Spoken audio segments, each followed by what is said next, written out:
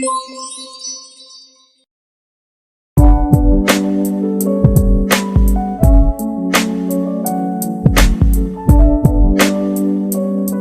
merupakan wilayah pertama yang didatangi oleh Belanda pada tahun 1596 di bawah kepemimpinan Cornelis de Houtman. Ia adalah penjelajah yang menemukan jalur pelayaran dari Eropa ke Indonesia dan berhasil memulai perdagangan rempah-rempah untuk Belanda.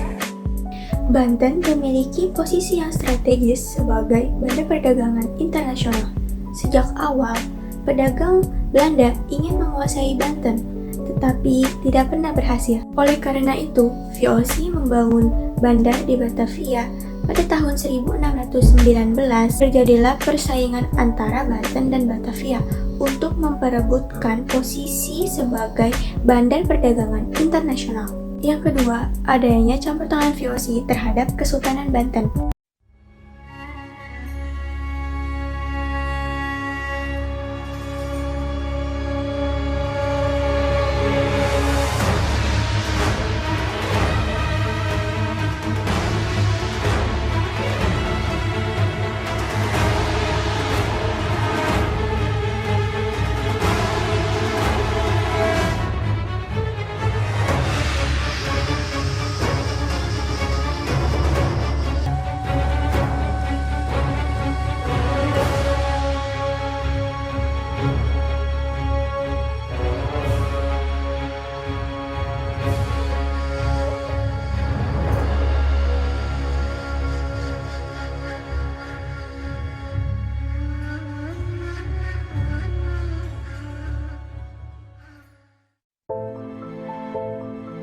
Jalannya perlawanan-perlawanan Banten dipimpin oleh Sultan Ageng Tirtayasa pada tahun 1651 hingga 1682. Karena pada masa pemerintahan Sultan Ageng banyak dibangun saluran air atau irigasi untuk keperluan pertanian dan perang, maka Sultan digelari Sultan Ageng Tirtayasa.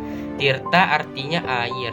Pada tahun 1671, Sultan Ageng Tirtayasa mengangkat putra mahkota Abdul Nazar Abdul Kahar sebagai raja pembantu yang lebih dikenal dengan nama Sultan Haji atau Sultan Al-Haj.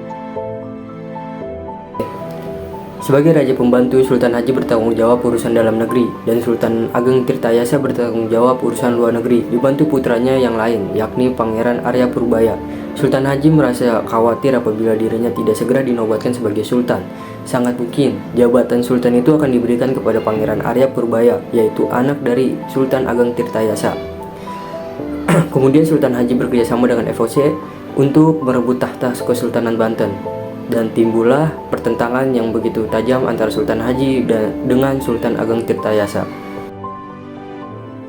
Dalam persekongkolan tersebut, VOC sanggup membantu Sultan Haji untuk merebut Kesultanan Banten, tetapi dengan 4 syarat, yaitu 1. Banten harus menyerahkan Cirebon kepada VOC.